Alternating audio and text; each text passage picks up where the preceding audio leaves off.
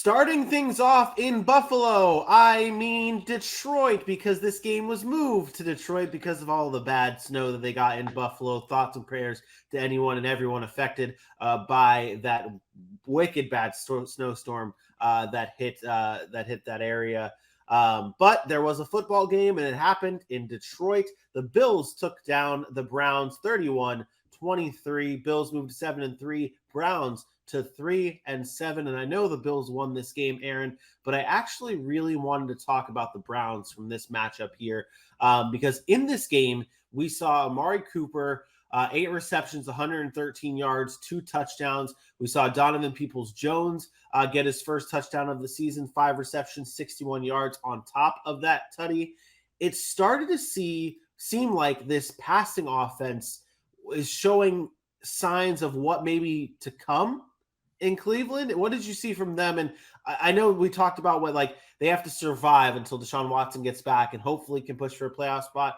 They're 3-7. It's going to be tough when he comes back, but are we starting to see signs of what this offense could be, and it could be special when Deshaun Watson gets in? Well, I don't think I needed to see anything with Jacoby Brissett to know that it could be special. We've talked about the Cleveland Browns now for 3 years, about the roster that they've constructed, the players that they've compiled in order to make this offense special. We thought it could be special under Baker Mayfield. Remember that. When you get Nick Chubb and Kareem Hunt and now Amari Cooper and Donovan Peoples-Jones, I've mentioned over and over again on the show this year, has taken that next step, I believe, is the number 2 wide receiver, that you have something special already. And David Njoku out of there, you had a good offensive line. Your defense has a bunch of talent on it with Denzel Ward and Grant Delpit and obviously Myles Garrett and Jadeveon Clowney on the outside. And you add Jeremiah Owusu-Koramoah. Like, they have all the names and talent that you want. But how will that translate into getting wins? And I think that really comes down to, is Deshaun Watson going to come back and beat Deshaun Watson? If Deshaun Watson is that, then I think that the Cleveland Browns have a chance to move forward and be a contender in the future. Is it going to be this season? No, I don't think you can miss that much football and continue to and then just win every single game that you played at the remainder of the year and expect to get in the playoffs. But can this team be something going forward? Yeah, I do believe they can. They have to make sure they're obviously keep the pieces that they have in place. But I think they've done a good job of building the roster and now just the quarterback away. And that's what we saw them think, was we are a quarterback away. And if Deshaun Watson can be that guy that he was in Houston, then I think they have that quarterback. And despite all the off the field stuff, I'm not here to talk about that, nor do I care to condemn or not condemn, or it doesn't matter at this point. The man has gone through whatever he's gone through. From a football perspective, I appreciate the player that he is. I appreciate what he is able to bring to a football team, and that is what I'm going to stick to. And at this point, I do believe that if he's able to come back and be what he was prior to all of this off the field stuff, then the Cleveland Browns have a chance going forward in 2023 and beyond. But for this year, I told you that they couldn't afford to lose a game anymore, whether it was the Bills or the Bucs next week. They couldn't, and unfortunately, they did. They had a chance to extend that lead, and they didn't do it early, and I think their season is probably over. But I do think they can use the back half of this schedule to get Deshaun Watson comfortable, get him to know the offense, get him to know his receivers, and that could leapfrog and jumpstart them into 2023. Yeah, Browns moved to 3-7 after this loss. Another notable stat line in this game that deserves to be mentioned is Nick Chubb, 14 carries for just 19 yards in this game. It's the lowest of his career for rushing yards on average, only averaging 1.4 yards per carry, lowest of his career. Not a great game from Chubb, and I think that also goes to show what we talk about all the time with these teams that are reliant on their run game. The Browns, the Saints, the Raiders, like those 3 teams come to mind of saying, okay, your success relies heavily on what your running game is doing. And Alvin Kamara, Josh Jacobs, and Nick Chubb. 14 carries, 19 yards for Chubb is not going to give you a win if you're the Cleveland Browns. But Aaron, you did bring this up. The Browns were up in this game 10-3. The Bills scored 25 straight points after falling behind 10-3. And it was a shaky start for the Bills. It was field goal, and then they scored on their final 7 drives, a field goal, touchdown, alternating. But they started off slow, and I started seeing people questioning what are the Bills doing, or should we start to be concerned with the Bills? but then they put up another 30 spot on team for the 5th time this season. Where are we at with the Bills and with this game in particular? They win, but I feel like there's still some people out there that are a little bit concerned with this team. I mean, there might be some concern because the last time we seen them, they weren't very good. They lost to Minnesota. They blew that lead. Obviously, they lost to the Jets a few weeks ago. But listen, this game was different. First of all, I don't think people realize in the NFL, if you miss 2 or 3 days of practice, you're behind.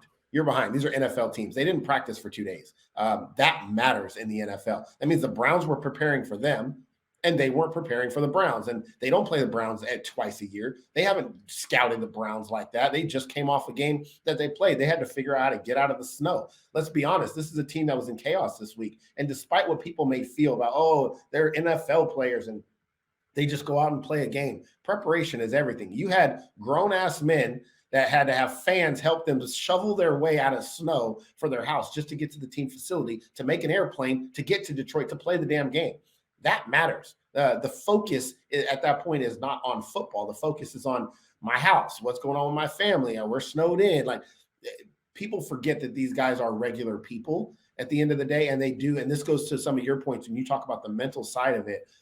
They have off the field things too. When you go to your job and you have a bad day, nobody cares. Like, you just have a bad day and you can be mean to everybody and go about your business and it doesn't really impact the company or whatever. Like, that company still goes on. If Josh Allen is having a bad day or has to worry about his family and he has to go play quarterback and his mind's not all the way into it, that's the difference between winning and losing. So I appreciated the fact that they came out, they started slow.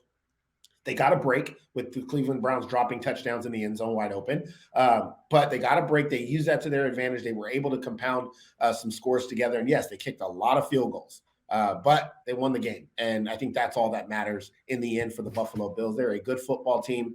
They're going to find ways to win games. Yes. Are they going to have their struggles? As will everybody else in the NFL at times. We get so caught up on every win and every loss and every moment of these teams that we want to break down and say, what's wrong with them? Are they still good because they have a bad moment in a football game?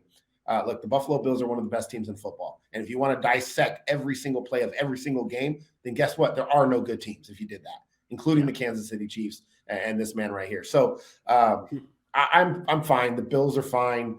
They're going to stay in Detroit. They're going to have a few days. They don't have to travel again. They'll be in Detroit. They play Detroit on Thursday, and Josh Allen and those boys they'll be just fine.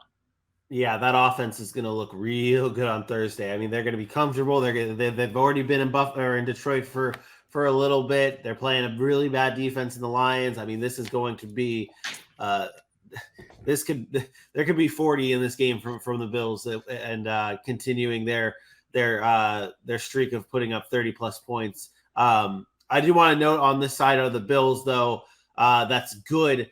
The rushing attack for the Bills, James Cook gets his first career rushing touchdown, 11 carries, 86, he gets his first career touchdown, I should say. It was a receiving touchdown for James Cook. Wait, why does it say no? Sorry, I read this all wrong.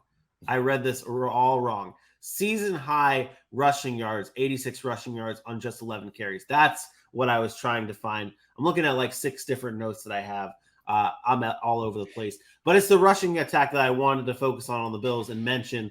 11 carries, 86 yards for James Cook, 18 carries, 86 yards, and a touchdown for Devin Singletary. That's what they have to do in big games. And now I know the Browns, this wasn't a big game, but we talk about teams getting one-dimensional, and it adds a whole new layer to your offense when you can run the ball efficiently, and that's what they did here with James Cook and Devin Singletary. As the Bills defeat the Cleveland Browns 31-23, Bills move to 7-3, Browns move to 3-7.